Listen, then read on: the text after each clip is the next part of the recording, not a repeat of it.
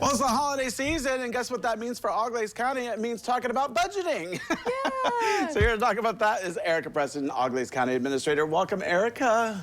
Yes, thanks for having me. So tell us, the budget is coming for the next year. It is. And this is something we do throughout the year, but this is really, holiday season is budget season. Yeah. So we finished up all of our budget hearings, meeting with all of our departments, kind of getting their wish list and their projections for next year.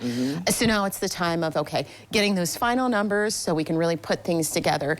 And it's one of those things that thankfully, we haven't heard any really big wish list items this year, but it's the consistent personnel costs, technology improvements, things like that. Yeah, it was pretty successful, I would say, last year, right? Yeah, Everything that was on the wish list, and absolutely. a lot of things came into fruition. You know? We did. We were able to accomplish some projects. As we've talked about in the past, we have our jail renovation project going on, some projects at the airport. And you know, just those general overall cost of managing, I call them projects, but healthcare, property insurance costs, just things like that we all have to take into consideration.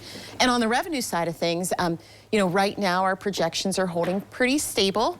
We're seeing a little bit of a dip in our sales tax. That's really our bread and butter, because for our revenue in the county level, 50 to 60% of our income comes in at sales tax. Right, so you need people to go out and shop some more. Holiday season, that's right.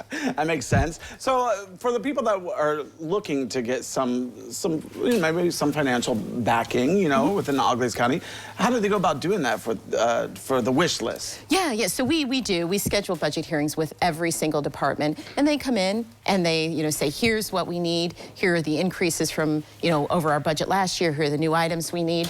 The last 2 to 3 years, we've kind of consistently had an overall increase about 4%. Yeah. We're probably looking at that for this year too. I mean, really, you know, those big equipment items, if we need to upgrade to do online stuff, you know, how we submit things to the court, those things all come into the commissioner's office. Yeah, and some things are probably already taken, I would think, you know. Some things that you just say, whatever it may be, it's just like, we know that this is going to come out of the funds, like, every single year, so then that gets taken away, and now we have this much to work with, and is that how it works?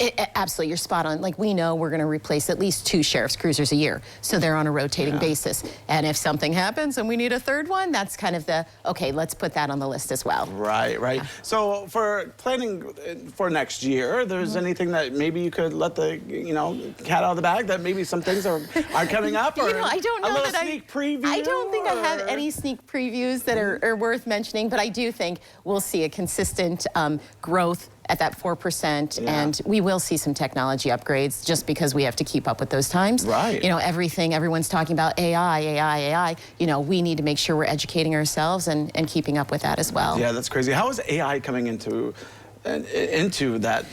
There's lots of different places where, you know, in the county it would touch like court cases. You know, there's some court decisions out there that says you can't use AI to write briefs, you know, so that we have to, you know, that way. But we can also use it for grant writing. You know, can you use it for grant writing? So lots of different places that it can be used. Yeah, there's a lot of stuff happening in the future. And Auglaize County has been doing very well, you know, from past to future or to now to future. It's doing very well, I would say. Yeah, I mean, we go with great past, greater future, and we just try to stay on the innovative side of things and keep moving forward. That's fantastic. Well, Erica, I want to thank you so much for coming today. I appreciate you with your always coming in with great knowledge and filling our viewers with the knowledge that you have and getting everyone informed. So thank you. Thank you for having me. All right. Well, don't go away, because medical news is coming up next.